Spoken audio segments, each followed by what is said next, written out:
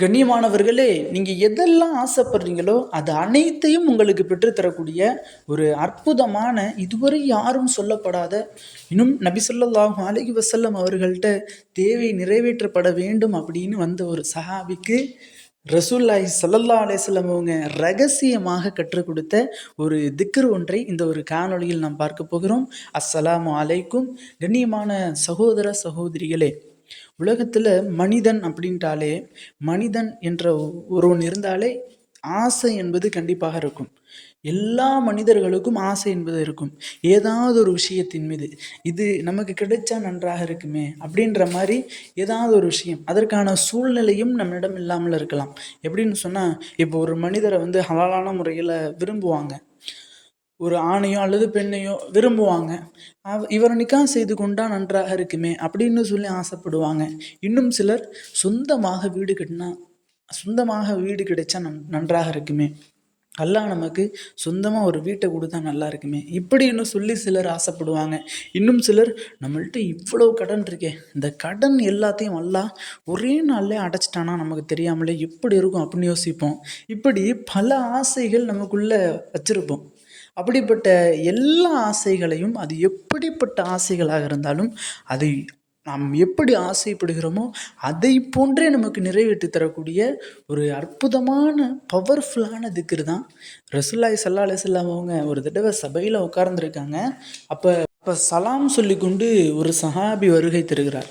ஒரு சஹாபி ரசூலுல்லாஹ்ட்ட கேட்குறாரு, ரசூலல்லாஹ், நான் உங்களிடத்துல ஒரு விஷயம் கேட்கணும், ஒரு விஷயம் நீங்கள் அதற்கு எனக்கு பதில் சொல்லணும், உங்களை விட்டால் எனக்கு வேறு வழி கிடையாது, நீங்கள் தான் சொல்லணும் அப்படின்னு சொல்லி கேட்குறாங்க. என்னப்பா, என்ன தாக்கல், என்ன விஷயம் சொல்லுப்பா, எதாக இருந்தாலும் நான் எனக்கு தெரிஞ்ச விஷயத்த சொல்கிறேன் அப்படின்னு சொல்லி ரசூலுல்லாஹி ஸல்லல்லாஹு அலைஹி வஸல்லம் அவங்களும் சொல்கிறாங்க.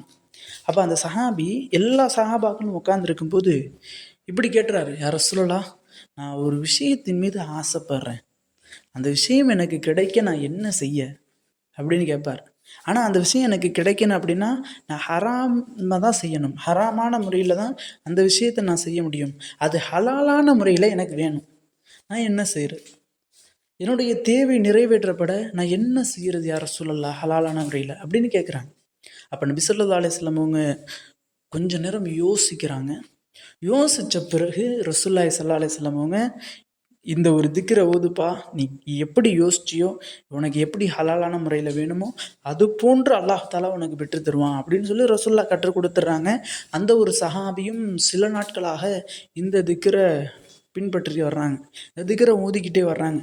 அவங்க எப்படி ஆசைப்பட்டார்களோ அதை போன்றே அல்லாஹ் தாலா அவர்களுக்கு ஹலாலான முறையில் அந்த ஒரு விஷயத்தை அல்லாஹ் தாலா அவர்களுடைய ஆசையை நிறைவேற்றி தந்துட்டான், அவனுடைய தேவையை நிறைவேற்றி கொடுத்துட்டான் அப்படின்னு சொல்லி முஸ்லீம், இன்னும் அஹமது, இன்னும் இப்னு நஸை அப்படிங்கிற பல கிதாபுகளில் இந்த திக்கரோடு சேர்ந்து இந்த சம்பவத்தோட இந்த ஒரு ஹதீஸ் பதிவிடப்பட்டிருக்கின்றது. கண்ணியமானவர்களே, அது போன்று தான் நம்மினுடைய வாழ்க்கையிலும் என்ன தேவைகள் இருந்தாலும், நம்ம எதை ஆசைப்பட்டாலும், இப்போ ஹலாலான முறையில், இப்போ இந்த ஒரு கார் வாங்க வேண்டும் அப்படின்னு நமக்கு ஆசையாக இருக்குது, அல்லது இவ்வளவு நகை வாங்க வேண்டும் அப்படின்னு ஆசையாக இருக்குது, அல்லது இந்த ஒரு நபரை ஹலாலான முறையில் நிக்கா முடிக்க வேண்டும் அப்படிங்கிற ஆசை இருக்குது.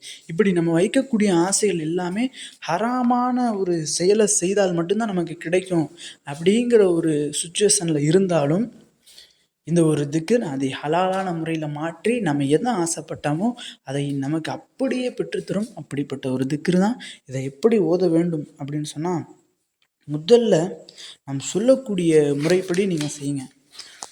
முதலாக நன்றாக ஒழு செய்து கொள்ளுங்கள். நன்றாக ஒழு செஞ்சுட்டு 2 ரகாயத் ஹாஜத் நஃபில் தொழுதுட்டு, பிறகு நபி ஸல்லல்லாஹு அலைஹி வஸல்லம் அவர்களின் மீது ஏதாவது ஒரு சலவாத், ஏகப்பட்ட சலவாத் இருக்குது, அதில் ஏதாவது ஒரு சலவாத், உங்களுக்கு தெரிஞ்ச சலவாத்தை ஒரு 11 முறை ஓதிட்டு, நாம் சொல்லக்கூடிய இந்த ஒரு துவாவை ஒரு 11 முறை ஓதுங்க. ஓதிட்டு நீங்கள் அல்லாஹ்ட்ட அழுது மன்றாடுங்க. பிறகு உங்களுடைய தேவைகளை முறையிடுங்க. அப்படிப்பட்ட அந்த ஒரு திக்ர் என்ன அப்படின்னா, பிஸ்மில்லாஹிர் ரஹ்மானுர் ரஹீம், லா இலாஹ இல்லல்லாஹுல் ஹலீமுல் கரீம், சுபஹானல்லாஹி ரப்புல் அர்ஷில் அதீம், வல்ஹம்துலில்லாஹி ரப்பில் ஆலமீன் அஸ்அலுக மூஜிபாத்தி ரஹ்மத்திக வ அஸாஇ மஃபிரத்திக வல் கனீமத்தம் மின் குல்லி பிர்ரின் வஸ்ஸலாமத்தம் மின் குல்லி இஸ்ம் லா ததா லி தன்பன் இல்லா கஃபர்தஹு வலா ஹம்மன் இல்லா ஃபர்ரஜத்தஹு வலா ஹாஜத்தன் ஹியலக ரிலன் இல்லா கலைத்தஹா யா அர்ஹமர் ராஹிமீன் என்ற இந்த ஒரு திக்ரை 11 முறை ஓதிட்டு நீங்கள் அல்லாட்ட உங்களுடைய தேவைகளை நீங்கள் கேளுங்க. நீங்களே ஆச்சரியப்பட்டு போவீங்க. அந்த அளவிற்கு நீங்கள் எதை கேட்குறீங்களோ அதை உங்களுக்கு அல்லாஹ் நிறைவேற்றி தருவான். கண்ணியமானவர்களே, அரபி தெரியாதவர்களுக்காக நான் தமிழில் இன்ஷா அல்லாஹ் பதிவிடுறேன். அதை கமெண்ட் பாக்ஸ்லையும் டிஸ்கிரிப்ஷன்லையும் இருக்கும். அனைவரும் போய் பார்த்து ஓதுங்க. இன்னும் தேவை நிறைவேற்றப்படலை, துவா கபூல் ஆக்கப்படலை அப்படின்னு உங்களுடைய சகோதரிகளோ அல்லது உங்களுடைய ஃப்ரெண்ட்ஸ் யாரெல்லாம் சொல்கிறாங்களோ அவர்களுக்கு இந்த வீடியோவை இன்ஷா அல்லாஹ் ஷேர் பண்ணுங்கள். அதன் மூலமாக அவர்களும் பயனடைய வேண்டும். கண்ணியமானவர்களே, இந்த ஒரு காணொளி தாங்களுக்கு பிடித்திருந்தால் ஷேர் செய்யுங்க, லைக் செய்யுங்க, கமெண்ட் செய்யுங்க, மறக்காமல் துஆ செய்யுங்க. அஸ்ஸலாமு அலைக்கும்.